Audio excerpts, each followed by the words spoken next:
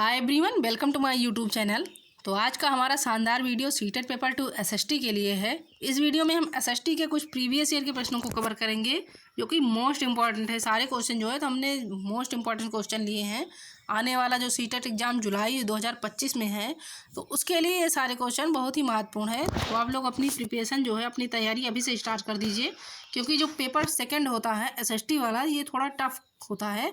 तो आप लोग अपनी तैयारी जो है अभी से स्टार्ट कर दीजिए, क्योंकि इसमें जो है कंटेंट वाले क्वेश्चन, यानी पेपर 2 एसएसटी में तो कंटेंट वाले क्वेश्चन जो है तो ज़्यादातर पूछे जाते हैं। यानी 45 नंबर का कंटेंट आता है और 15 नंबर की पेडागोजी पूछी जाती है। तो इसमें हमने इस वीडियो में सारे हमने क्वेश्चन जो है तो वो कंटेंट बेस के लिए हैं। तो आइए चलिए हम वीडियो स्टार्ट करते हैं। इसमें आप पहला वाला क्वेश्चन चलिए देखिएगा। तो पहला वाला क्वेश्चन ये है कि निम्नलिखित जनजातीय समूहों में से तो कौन सा मुख्यतः उत्तराखंड में संकेंद्रित है। अब पूछा क्या गया है कि कौन सी जो है निम्नलिखित जनजातीय समूहों में से तो मुख्यतः उत्तराखंड में कौन सी जनजाति समूह जो है तो संकेंद्रित है, यानी वहाँ पर रहती है। तो पहला वाला ऑप्शन है गोंड, यानी गोंड जनजातीय समूह रहती है, या फिर माला इरूलर, या अगला वाला है यानी सी वाला ऑप्शन है भील, या देखिएगा डी है भोटिया। तो आइए देखिएगा इसमें कहा क्या गया है क्वेश्चन में कि निम्नलिखित जनजातीय समूहों में से तो कौन सा मुख्यतः उत्तराखंड में संकेंद्रित है। तो इसका राइट आंसर हो जाएगा भोटिया। भोटिया जनजातीय समूह जो है तो ये उत्तराखंड में संकेंद्रित है। राइट आंसर इसका हो जाएगा ऑप्शन नंबर डी। अब आइए देखिएगा अगला वाला क्वेश्चन, सेकंड नंबर वाला क्वेश्चन ये है कि भारत का निम्नलिखित में से कौन सा राज्य कलमक छापे के लिए लोकप्रिय है। अब कलमक छापा क्या है, तो कलमक एक छपाई है। कलमक जो है तो ये कपड़े की छपाई होती है। तो कलमक छापा पूछा गया है, प्रिंट होता है। तो इसमें कहा क्या गया है क्वेश्चन में कि निम्नलिखित में से कौन सा राज्य कलमक छापे के लिए लोकप्रिय है। तो ए वाला ऑप्शन है तमिलनाडु, यानी तमिलनाडु राज्य जो है तो ये कलमक छापे के लिए लोकप्रिय है, या बी है कर्नाटक। उसके बाद ऑप्शन नंबर सी है आंध्र प्रदेश, या फिर डी है पंजाब। तो देखिएगा कि इसमें पूछा क्या गया है क्वेश्चन में कि कौन सा राज्य जो है तो कलमक छापे के लिए लोकप्रिय है। तो इसका सही उत्तर हो जाएगा ऑप्शन नंबर सी कि आंध्र प्रदेश। देखिएगा कलमक छापे के लिए प्रसिद्ध जो है तो ये आंध्र प्रदेश का कृष्णा जिला है। आंध्र प्रदेश का कृष्णा जिला है, कलमक छपाई के लिए फेमस है। तो इसका सही उत्तर हो जाएगा ऑप्शन नंबर सी, क्योंकि इसमें जिला तो पूछा नहीं गया है, इसमें राज्य पूछा गया है। तो कलमक छपाई के लिए प्रसिद्ध है आंध्र प्रदेश। राइट आंसर इसका हो जाएगा ऑप्शन नंबर सी। अब आइए देखिएगा अगला वाला क्वेश्चन कि निम्न में से कौन सा शब्द बाजार की व्याख्या करता है। ये बहुत इंपॉर्टेंट क्वेश्चन है। अब आइए देखिएगा पहला वाला ऑप्शन है कि एक स्थानीय क्षेत्र जो एक उद्योग की स्थापना के लिए अनुकूल स्थिति है, यानी बाजार शब्द के लिए, यानी इसमें पूछा गया है कि कौन सा शब्द बाजार की व्याख्या करता है।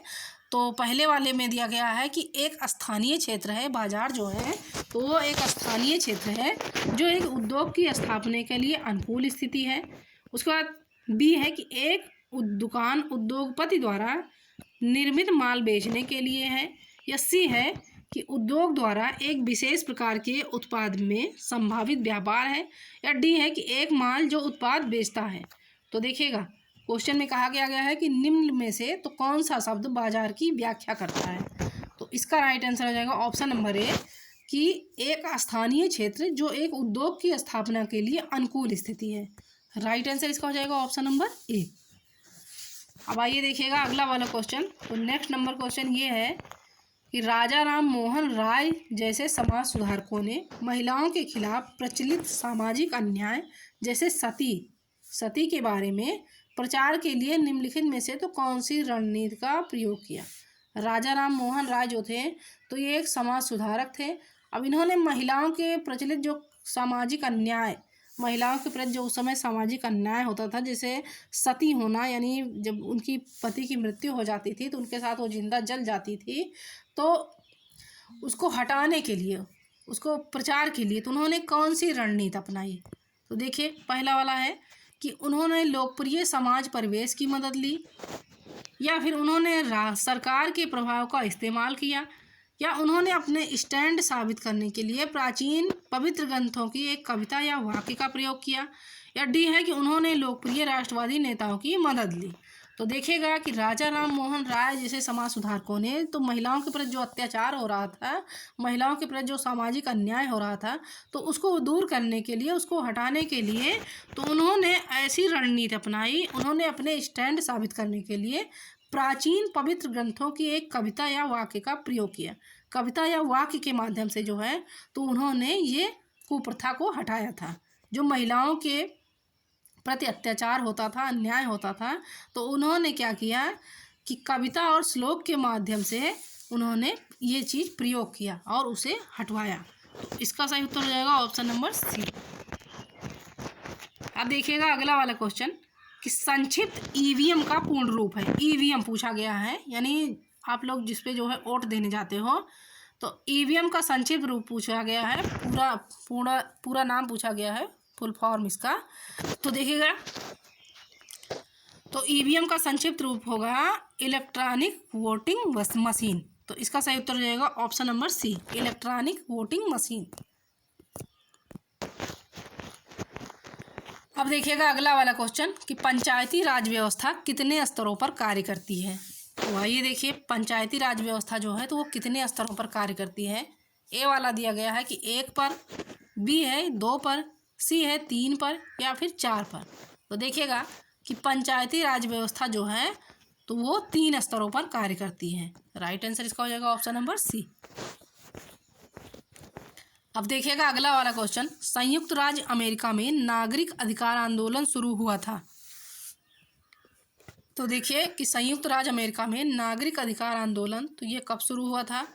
पहले वाले ऑप्शन में दिया गया है कि सभी अफ्रीकी अमेरिकन नागरिकों के लिए समान अधिकारों तथा जातीय विभेद की समाप्ति की मांग के लिए, यानी संयुक्त राज्य अमेरिका में नागरिक आंदोलन इसीलिए शुरू हुआ था कि सभी अफ्रीकी अमेरिकन नागरिकों के लिए समान अधिकारों तथा जातीय विभेद की समाप्ति की मांग के लिए, या फिर अफ्रीकी अमेरिकन पुरुषों के मताधिकार के मांग के लिए। ये देखिएगा कि अफ्रीकी अमेरिकन वरिष्ठ नागरिकों के सामाजिक सुरक्षा के लिए, या फिर अफ्रीकी अमेरिकन महिलाओं के मताधिकार के मांग के लिए। तो देखिएगा कि संयुक्त राज्य अमेरिका में नागरिक अधिकार आंदोलन तो ये शुरू हुआ था सभी अफ्रीकी अमेरिकन नागरिकों के लिए समान अधिकारों तथा जातीय विभेद की समाप्ति के मांग के लिए। तो इसका राइट आंसर हो जाएगा ऑप्शन नंबर ए। ये देखिएगा एनसीईआरटी की किताब यानी क्लास 8 में है ये वाला चैप्टर जो है। तो देखिए आप लोग एक बार पढ़ लीजिएगा एनसीईआरटी की बुक, क्लास 8 में जो है तो ये दिया गया है। तो पहले इसका जो है राइट आंसर हो जाएगा ऑप्शन नंबर ए। अब आइए देखिएगा अगला वाला क्वेश्चन कि भारतीय संसद के बारे में निम्नलिखित में से कौन सा कथन सत्य नहीं है। देखिए तो ए वाला ऑप्शन है कि वित्त से संबंधित मामलों में संसद की मंजूरी सरकार के लिए महत्वपूर्ण नहीं होती, यानी भारतीय संसद के बारे में पूछा गया है कि कौन सा कथन जो है तो सत्य नहीं है। अब देखिएगा सेकंड वाला कि जब संसद का सत्र चल रहा होता है तो उसमें सबसे पहले प्रश्नकाल होता है। सी है कि भारतीय संसद के 3 अंग हैं, राष्ट्रपति, राज्यसभा और लोकसभा। उसके बाद डी है कि हमारी व्यवस्था में संसद के पास महत्वपूर्ण शक्तियां हैं क्योंकि वह जनता का प्रतिनिधित्व करती है। तो देखिए इसमें नहीं पूछा गया है कि संसद के बारे में कौन सा कथन जो है तो सत्य नहीं है। तो बाकी ये जो है कि हमारी व्यवस्था में संसद के पास महत्वपूर्ण शक्तियां हैं क्योंकि वह जनता का प्रतिनिधित्व करती हैं, तो ये तो सत्य हो जाएगा। उसके बाद अगला है कि भारतीय संसद के 3 अंग हैं, राष्ट्रपति, राज्यसभा और लोकसभा। तो जी हाँ, भारतीय संसद के 3 अंग हैं, राष्ट्रपति, राज्यसभा और लोकसभा। तो ये भी सही होगा। उसके बाद जब संसद का सत्र काल चल रहा होता है तो उसमें सबसे पहले प्रश्नकाल होता है, तो बिल्कुल सही है। तो इसमें नहीं पूछा गया है कि भारतीय संसद के बारे में तो निम्नलिखित में से कौन सा कथन सत्य नहीं है। तो नहीं के लिए ऑप्शन नंबर ए हो जाएगा, यानी वित्त से संबंधित मामलों में संसद की मंजूरी सरकार के लिए महत्वपूर्ण नहीं होती। तो ये नहीं होगा, होती है। तो राइट आंसर इसका हो जाएगा ऑप्शन नंबर ए कि वित्त के से संबंधित मामलों में संसद की मंजूरी सरकार के लिए महत्वपूर्ण नहीं होती है। तो राइट आंसर इसका हो जाएगा ऑप्शन नंबर ए। अब देखिएगा अगला वाला क्वेश्चन कि भारतीय जनतंत्र में कार्यकारी का कार्य ... है। तो आइए देखिए कि भारतीय जनतंत्र में कार्यकारी का कार्य क्या है? ए वाला ऑप्शन है अधिनियम बनाना, बी है संसद द्वारा बनाए गए अधिनियमों को लागू करना, या प्रधानमंत्री को चुनना, या फिर राष्ट्रपति को चुनना। तो देखिएगा कि भारतीय जनतंत्र में कार्यकारी का कार्य पूछा गया है, डाट डाट है। तो भारतीय जनतंत्र में कार्यकारी का कार्य संसद द्वारा बनाए गए अधिनियमों को लागू करना है। सही उत्तर इसका हो जाएगा ऑप्शन नंबर बी। अगला वाला क्वेश्चन देखिएगा कि मध्याह्न अल्पाहार कार्यक्रम के बहुत से सकारात्मक प्रभाव हैं, अब निम्नलिखित में से कौन सा इनमें से एक नहीं है? यानी मध्याह्न अल्पाहार, तो इसमें इस कार्यक्रम में बहुत से सकारात्मक प्रभाव हैं, यानी बहुत से पॉजिटिव प्रभाव हैं। अब निम्नलिखित में से तो इनमें से कौन सा एक नहीं है? तो आइए देखिएगा कौन सा एक सकारात्मक प्रभाव नहीं है पूछा गया है। तो पहला वाला है कि विद्यालयों में गरीब बच्चों के नामांकन में वृद्धि हुई है, या जाति पूर्वाग्रह यानी जातिगत पक्षपात में कमी आई है, या देखिएगा अगला है कि अब निर्धन विद्यार्थी अपनी पढ़ाई पर ध्यान केंद्रित कर सकते हैं क्योंकि वे खाली पेट नहीं हैं। उसके बाद डी है कि निर्धन बच्चे परीक्षाओं में अधिक अंक प्राप्त कर रहे हैं। तो देखिएगा कई सारे सकारात्मक प्रभाव हैं और इसमें पूछा गया है कि कौन सा एक प्रभाव जो है तो नहीं है, यानी इसमें कौन सा एक जो है पूछा गया है कि कौन सा एक सकारात्मक प्रभाव नहीं है। मध्याह्न अल्पाहार कार्यक्रम से तो बहुत से सकारात्मक प्रभाव प्राप्त हुए हैं, अब इसमें पूछा गया है कि कौन सा जो है तो एक सकारात्मक प्रभाव नहीं है।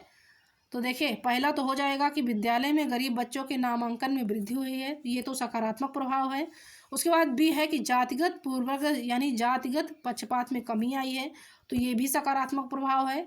तथा सी है कि अब निर्धन विद्यार्थी अपनी पढ़ाई पर ध्यान केंद्रित कर सकते हैं क्योंकि वे खाली पेट नहीं हैं। बिल्कुल सही है, क्योंकि जब भूखे रहेंगे तो पढ़ाई पर ध्यान केंद्रित नहीं होगा।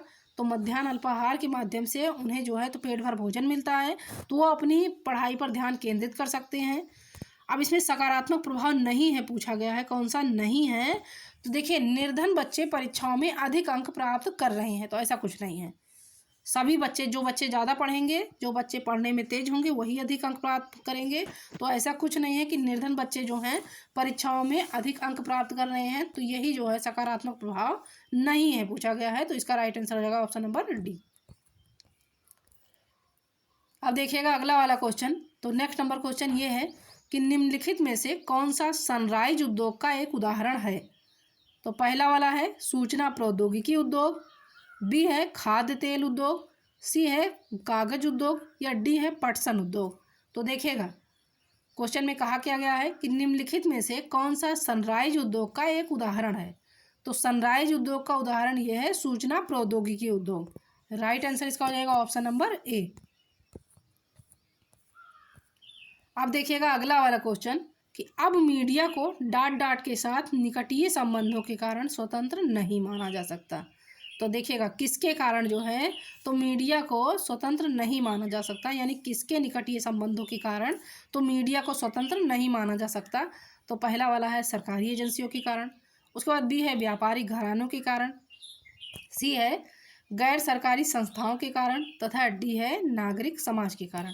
तो देखिएगा कि मीडिया को अब जो है तो व्यापारिक घरानों के कारण, यानी व्यापारिक घरानों के साथ निकटीय संबंधों के कारण स्वतंत्र नहीं माना जा सकता। यानी कई सारे मीडिया चैनलों को जो है तो व्यापारिक घरानों ने खरीद लिया है, तो इसी के कारण जो है तो उसे स्वतंत्र नहीं माना जा सकता।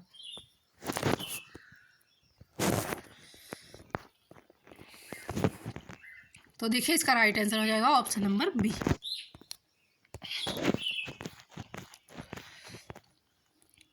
अब देखिएगा नेक्स्ट वाला क्वेश्चन कि जब राज्य धार्मिक क्रियाओं में किसी प्रकार का हस्तक्षेप नहीं करता है तो उसे क्या कहा जाता है? तो पहला वाला है स्वेच्छाचारी, उसके बाद बी है धर्मनिरपेक्षता, सी है प्रभुसत्ता, तथा डी है राजतंत्र। तो देखिएगा कि जब राज्य धार्मिक क्रियाओं में किसी प्रकार का हस्तक्षेप नहीं करता है तो उसे कहा जाता है धर्मनिरपेक्षता, यानी इसका राइट आंसर हो जाएगा ऑप्शन नंबर बी। अब आइए देखिए इस वीडियो का सबसे लास्ट वाला क्वेश्चन। तो सबसे लास्ट क्वेश्चन ये है कि निम्नलिखित में से कौन सा तथ्य भारत के उत्तरी भागों में गांव प्रमुख यानी ग्राम भोजकों के विषय में सत्य नहीं है? तो पहला वाला ऑप्शन दिया गया है कि वह प्रायः बड़ा भूस्वामी होता है, यानी ग्राम भोजकों के विषय में तो ये सत्य नहीं है, कि वह प्रायः जो होता था तो वो बड़ा भूस्वामी होता था, या उसको पद विरासत में मिलता था, या फिर सी है कि राजा ने उसे कभी टैक्स एकत्र करने के लिए नहीं प्रयोग किया, या डी है कि राजा ने उसको टैक्स एकत्र करने के लिए प्रयोग किया था। तो देखिएगा ग्राम भोजकों के बारे में पूछा गया है, यानी उत्तरी भागों में जो गांव प्रमुख होता था जिसे ग्राम भोजक कहा जाता था, तो उसके बारे में कौन सा कथन जो है सत्य नहीं है, यही पूछा गया है। तो इसका राइट आंसर हो जाएगा कि राजा ने उसको कभी टैक्स एकत्र करने के लिए प्रयोग नहीं किया। तो इसका सही उत्तर हो जाएगा ऑप्शन नंबर सी। जबकि राजा ने उसका प्रयोग जो है तो टैक्स एकत्र करने के लिए किया था। तो नहीं पूछा गया है तो नहीं के लिए यही हो जाएगा कि राजा ने उसको कभी टैक्स एकत्र करने के लिए प्रयोग नहीं किया।